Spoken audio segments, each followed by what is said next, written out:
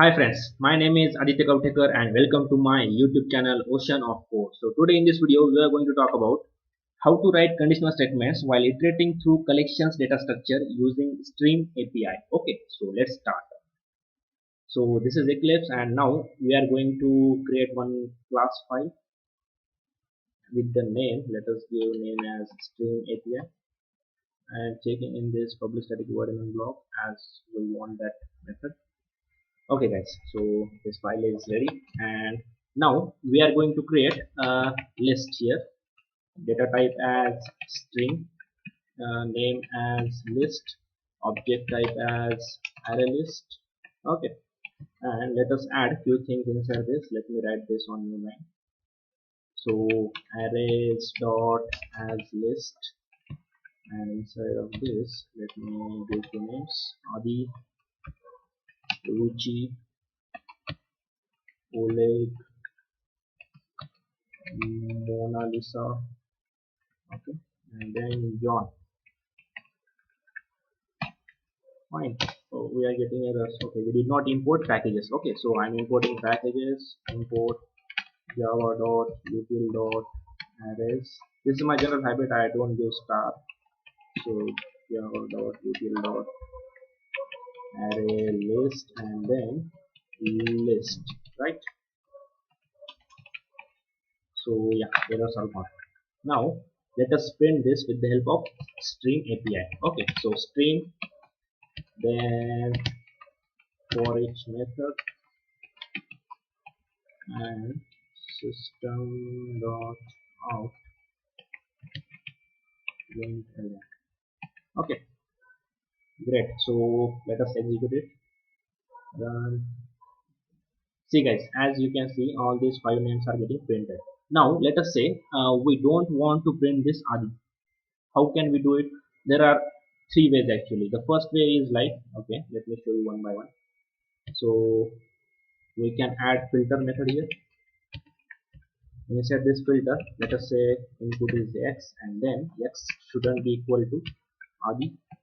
Fine. And dot. Now it should not print Adi. Did we make any mistakes? Spelling mistake. Okay.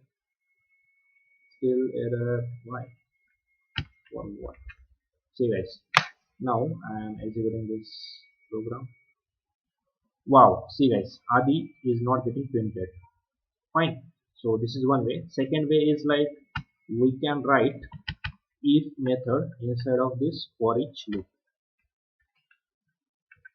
So for that, what we have to do is this is input and then we have to start our method. Okay, here I am writing this if block and x is not is equals to Adi. If it is not equals to Adi, then we have to print the name. Okay, so it is nothing but x. Fine, we are getting error, spelling mistake. Okay. So I am executing again. Let me see guys.